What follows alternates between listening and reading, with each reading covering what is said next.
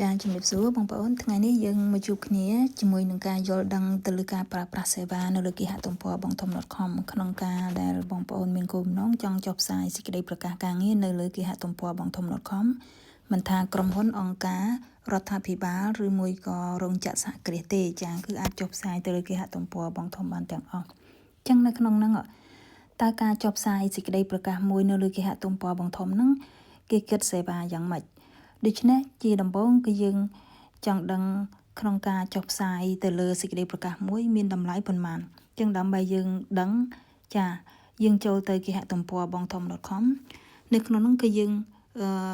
វាយពាក្យបងធំ .com នៅក្នុងនេះដោយសារខ្ញុំមានបងធំស្រាប់អញ្ចឹងឥឡូវខ្ញុំលុបបងធំចេញយើងវាយពាក្យបងធំចូលនៅក្នុង browser bongthom.com ចា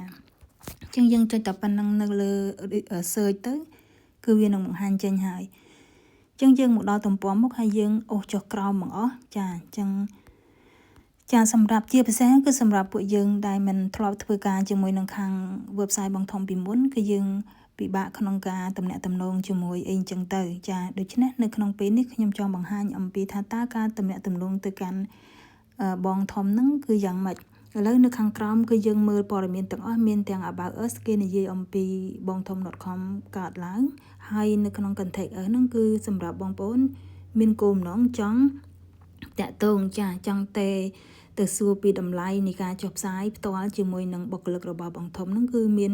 យើងផ្ញើ email ក៏បានតាម job@bongthom.com ឬក៏យើងតាក់ទងទៅលេខទូរស័ព្ទដែលមាន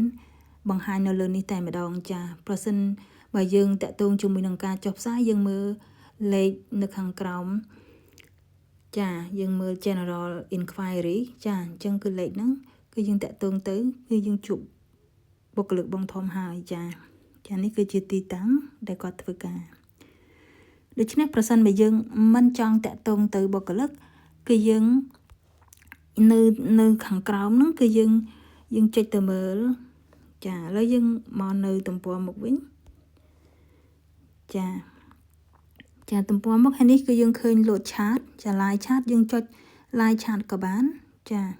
ញ្ចឹងនៅពេលដែលយើងចុច live chat ទៅគឺយើងយកពាក្យថា chat ចាអញ្ចឹងគឺយើងអាច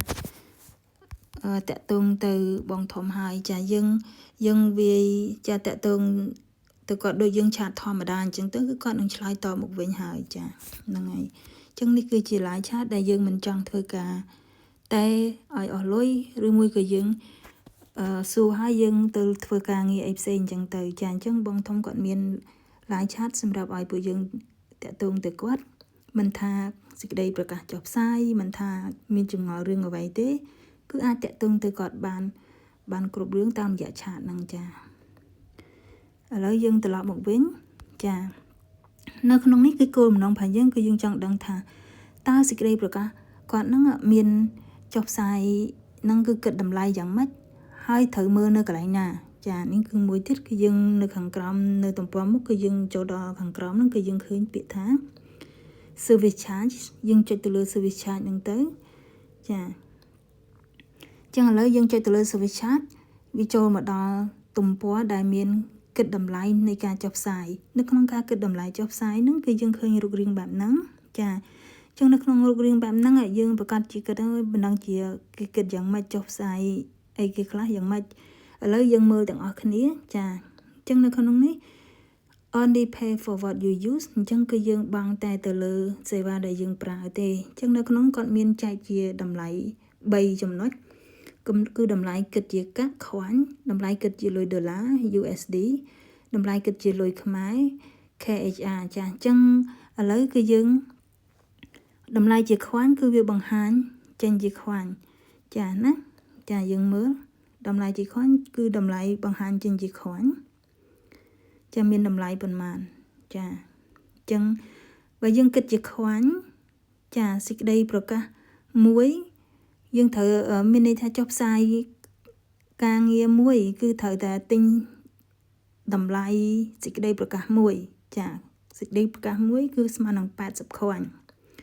ចឹងសេចក្តីប្រកាសមួយហ្នឹងគឺសំដៅទៅលើមួយទំព័រដែលមាននៅលើគេហទំព័របងធំតែមានសុពលភាព30ថ្ងៃបើទោះបីយើងចុះផ្សាយមួយថ្ងៃពីរថ្ងៃក៏ ក៏នៅតែអស់$20ហ្នឹងដែរអញ្ចឹងគឺមានយើងទិញមួយដងហ្នឹងគឺចា80 ខាញ់ហ្នឹងហើយនៅក្នុងសេចក្តីប្រកាសមួយហ្នឹងគឺយើងចុះផ្សាយប្រហែលថ្ងៃអញ្ចឹងនេះគឺចំនួនថ្ងៃដែលយើងត្រូវចុះផ្សាយ2ខាញ់ក្នុងមួយថ្ងៃទៅលើសេចក្តីប្រកាសមួយហើយនៅក្នុងសេចក្តីប្រកាសមួយហ្នឹងគឺដាច់ខាតយើងត្រូវតែមានយ៉ាងហោចណាស់ក៏មួយមុខតំណែងដែរអញ្ចឹងមួយមុខតំណែងហ្នឹងមួយមុខតំណែងគឺមួយខាញ់ក្នុងមួយថ្ងៃចាអញ្ចឹងបើយើងមានសេចក្តីប្រកាសហ្នឹងមួយហ្នឹងយើងដាក់10ថ្ងៃអញ្ចឹងសេចក្តីប្រកាសយើង10ថ្ងៃអញ្ចឹងថ្លៃមុខតំណែងយើងចុះផ្សាយក៏ចំនួន10ថ្ងៃដែរអញ្ចឹងយកខាញ់មួយគុណនឹង10ទៅគឺវាឃើញចំនួនមុខតំណែងចុះផ្សាយអស់ប្រមាណចាហើយនៅក្នុងនេះគឺជាជំរើសទេជំរើសក្នុងការបើសិនជាយើងចង់ដាក់ផ្សាយមួយមុខទំព័រមួយទំព័រហ្នឹងមានច្រើនមុខតំណែងអញ្ចឹង15ខាញ់ក្នុងមួយថ្ងៃចាប់ពី2មុខតំណែងឡើងទៅដល់10អញ្ចឹងគឺយើងឃើញតម្លៃ15ខាញ់ក្នុងមួយថ្ងៃចាហើយនៅក្នុងនេះគឺជាជំរើសមួយទៀតប្រសិនបើយើងចង់ដាក់ឲ្យសេចក្តីប្រកាសយើងហ្នឹងនៅទំព័រមុខប្រហែលថ្ងៃដូចថានៅ5ថ្ងៃអញ្ចឹងទៅគឺយើងបង់ចំនួន5ថ្ងៃក្នុងមួយថ្ងៃ20ខាញ់ចាទៅលើឲ្យនៅទំព័រមុខចានេះគឺជាតម្លៃចុះផ្សាយនៅលើគេហទំព័របងធំទៅលើព័ត៌មានការងារឬក៏ចុះ bid ឬក៏ដេញថ្លៃអីហ្នឹងចាហ្នឹងហើយអញ្ចឹងយើងមើលណា job ad ហើយនៅក្នុងនេះយើងចង់បង្ហាញជាដុល្លារចាយើងចុចទៅលើដុល្លារទៅចាអញ្ចឹងបើគិតជាដុល្លារគឺយើង$20ក្នុងសេចក្តីប្រកាសមួយ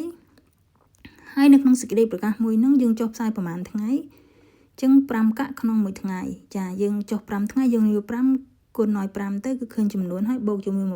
20ចាបន្ទាប់មកគឺយើងត្រូវតែមានមុខតំណែងមួយអញ្ចឹងក្នុងមួយមុខតំណែងហ្នឹងយើងចង់ចុះផ្សាយ5ថ្ងៃអញ្ចឹងយើងយក 0.25 គុណឲ្យ5ថ្ងៃទៅយើងឃើញតម្លៃក្នុងមុខតំណែងមួយចុះផ្សាយចំនួន5ថ្ងៃហ្នឹងហើយចាហើយនេះគឺជាជំរើសនឹងដែលមានចុះផ្សាយ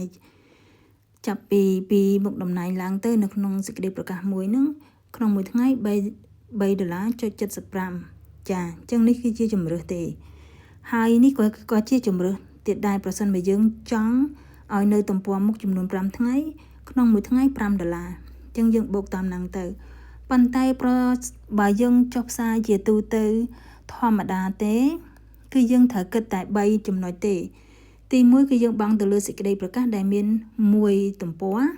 ចា$20ម្ដងហើយនឹងចុះផ្សាយចំនួនថ្ងៃក្នុងមួយថ្ងៃ5កាក់និងមួយមុខតំណែង 0.25 ក្នុងមួយថ្ងៃអញ្ចឹងឥឡូវយើងមកមើលថាតើសេចក្តីប្រកាសមួយដែលមានមួយមុខតំណែងហ្នឹងគឺមានរូបរាងបែបម៉េចហើយនៅក្នុងនេះចាមួយទៀតគឺយើងគិតជាលុយខ្មែរយើងចុចទៅលើ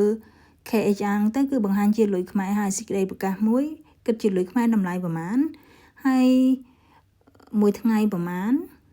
មួយមុខតំណែងហ្នឹងក្នុងចុះផ្សាយមួយថ្ងៃប្រមាណចាអញ្ចឹងគឺងាយស្រួលឲ្យយើងមើលអញ្ចឹងចាយើងចង់បានបង្ហាញជាលុយខ្មែរក៏បានយើងចង់បង្ហាញជាលុយដុល្លារក៏បានយើងចង់បង្ហាញជាខាញ់ក៏បានដែរចាអញ្ចឹងយើងគ្រាន់តែដូរតាមហ្នឹងទៅគឺយើងឃើញហើយឥឡូវយើងមកមើលសេចក្តីប្រកាសពិតនៅក្នុងហ្នឹងថាតើ